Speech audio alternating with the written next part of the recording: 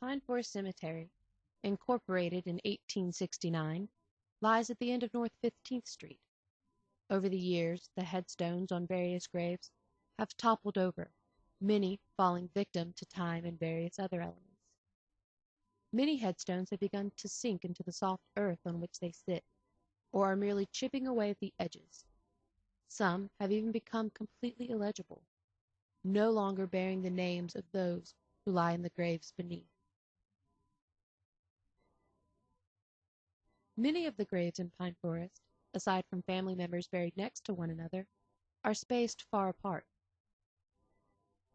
Oakdale Cemetery, established in 1852 and lying adjacent to Pine Forest, is another story.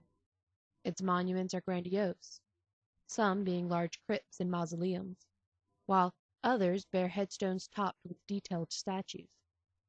A good deal of these headstones have stood the test of time, most still being legible today.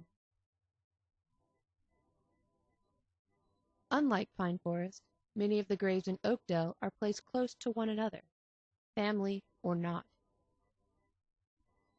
At both cemeteries, one can find headstones bearing religious symbols, giving an idea of the different people's belief systems throughout. Adorning many of the headstones are also symbols representing the deceased person's previous occupation. Here we find a hilted sword on the headstone of J.H.K. Burgwin, a captain in the 1st Regiment U.S. Dragoons, the first of the Army's mounted units. Brangie Wood, buried in Pine Forest, lies beneath a simple headstone adorned with a dove. Isabella Smith, in Oakdale Cemetery, has a headstone that looks much like a scroll placed over rocks. Both are children with relatively simple stones bearing a one-line inscription that refers to the child's current state of being.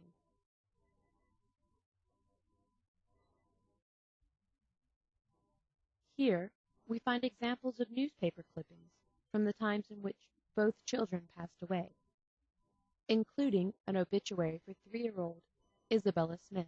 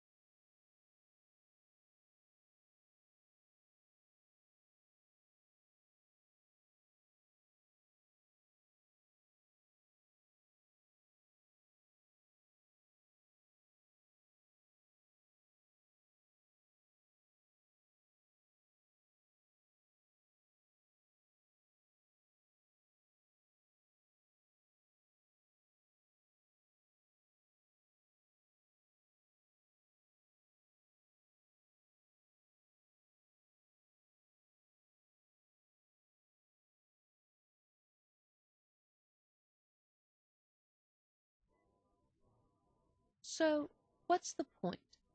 Why should we use cemeteries in our schools? English classes can study the various symbols and inscriptions on graves, deciphering their different meanings, leading into a discussion on literary symbols throughout literature. Science classes can survey the graves, graphing and recording data about the months and years in which people died. And social studies classes can research the history behind those dates and analyze why more people may have died during certain times. To sum it all up, cemeteries tell stories. They give students a chance to learn about history, about the community in which they live, and about the people who once lived there.